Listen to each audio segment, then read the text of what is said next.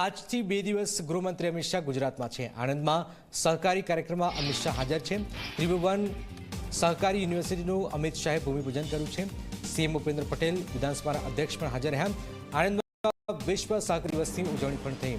આણંદ કૃષિ યુનિવર્સિટીમાં અમિત શાહે સંબોધન કર્યું। અમિત શાહે તેમના સંબોધનમાં કોંગ્રેસ પર પ્રહાર કર્યા। સાથે જ રાજ્ય સરકારને પણ અપીલ કરી છે કે અભ્યાસક્રમમાં સહકારિતાને પણ સામેલ કરવામાં આવે।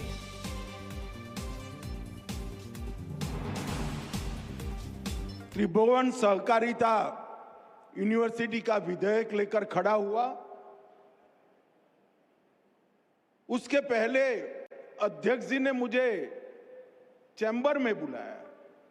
उन्होंने कहा कुछ कांग्रेस के नेता मिले थे, वो कह रहे थे कि इसका नाम त्रिभुवन क्यों रखा है।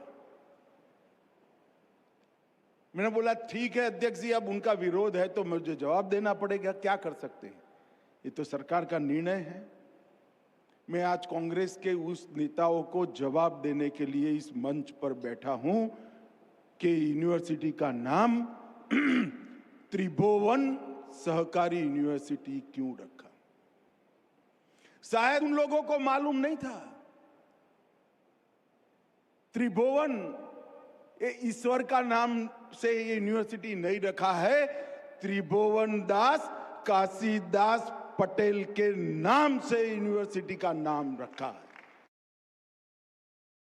आनंद खाते सहकारिता जे यूनिवर्सिटी त्रिभुवन सहकारिता यूनिवर्सिटी आज भूमिपूजन करवामां आव्युं। केंद्रीय गृहमंत्री और सहकारिता मंत्री अमित शाहे तेनुं भूमिपूजन कर्युं। विविध महानुभावों आ कार्यक्रम में हाजर रह्या।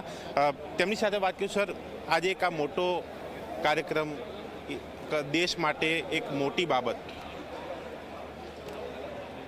भारत में एक भ्रमणा इरादापूर्वक प्रचारित थी थी कि अमूलना स्थापक कौन, अमूलનું ફૂલ ફોર્મ શું એ ખબર ન હોય, એ સ્થાપક જુદા નામે ચાલતો। આ ઇતિહાસને ઉજાગર કરવા માન્ય પ્રધાનમંત્રી નરેન્દ્રભાઈ મોદીએ આણંદ મિલ્ક યુનિયન લિમિટેડના સ્થાપક ત્રિભુવનદાસ પટેલ હતા। એ વિશ્વને આ યુનિવર્સિટી દ્વારા એક સમાચાર આપ્યા, સંદેશો આપ્યો। બીજું, વિશ્વમાં અનેક દેશોમાં ફરવાનું થયું છે, પણ એ કોલેજ કેમ્પસ જેવા એક દેશોમાં કોઓપરેટિવના શિક્ષણ માટેની કામગીરી છે, પરંતુ સમગ્ર ભારતની એક કોઓપરેટિવ યુનિવર્સિટી બને અને દેશને સંસ્કાર સાથે સંસ્કૃતિ અને કાનૂની એક સીધી લાઈનમાં જોડાઈને સહકારથી સમૃદ્ધિ નારાને સફળ કરવા માટે માત્ર કૃષિ જ નહીં, મિલ્ક નહીં, ફિશરમેન હોય કે મહિલા કોઓપરેટિવ હોય કે નમકની સોસાયટી હોય, નાનામાં નાના કામ સાથે જોડાયેલા લોકોને એક સાથે જોડીને સમૃદ્ધિની દિશામાં લાવવા માટે સુશિક્ષિત રીતે એને કર્મચારી, અધિકારી અને સંચાલકો મળે એ દિશાનું કામ આ યુનિવર્સિટી કામ કરશે। સાહેબે વાત કરી એક તાલીમબદ્ધ કર્મચારીઓની અને એક સીબીએસઈની અંદર કેટલાક ધોરણમાં આ વિષયને લેવાની વાત કરી, એનાથી શું એક પરિવર્તન આવશે? આજે આપણે જાણીએ છીએ કોઈપણ કોઓપરેટિવ પ્રાઇમરી સોસાયટી હોય છે ત્યાંથી માંડીને એપેક્સ બોડી સુધી કોઈ કર્મચારી જોઈ તો સુશિક્ષિત હોતા નથી, અનુભવના આધારે એ દાખલ થાય છે કર્મચારીના રૂપમાં અને પછી અલગ અલગ જગ્યાએ એને ટ્રેનિંગમાં મોકલે છે। એના બદલે આનું શિક્ષણ મેળવીને ત્રિભુવન સહકાર યુનિવર્સિટીમાં વિવિધ કોર્સ, વિવિધ ડિગ્રીના શિક્ષણ પછી એ જ્યારે બહાર આવશે ત્યારે હાલ તુરંત નહીં, ભવિષ્યમાં એ દિવસનો કાયદો હું જોઈ રહ્યો છું, કારણ કે આજે કાયદો કરે તો પણ એટલા સુશિક્ષિત તાલીમબદ્ધ મળે એમ નથી, એટલે પ્રાયોરિટી અપાશે। જ્યાં સુધી સહકાર યુનિવર્સિટીના અભ્યાસક્રમની ડિગ્રી હશે ત્યાં સુધી પ્રાયોરિટી એને મળશે।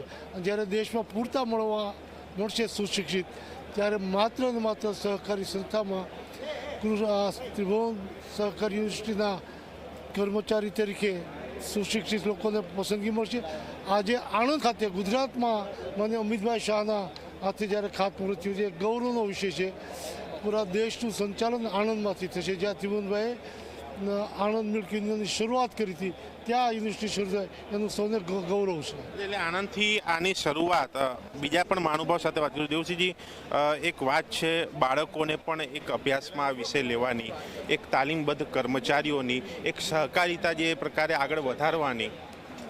જો જે પ્રકારે દેશના યશસ્વી પ્રધાનમંત્રી દીર્ઘદ્રષ્ટા નેતા આદરણીય નરેન્દ્રભાઈ મોદી સાહેબે સહકારી ક્ષેત્રની તાકાતને જાણી સમજી અને એ સહકારી ક્ષેત્રને વધુ સશક્ત બનાવવા માટે, સમાવેશી બનાવવા માટે જે પગલાં લીધા છે.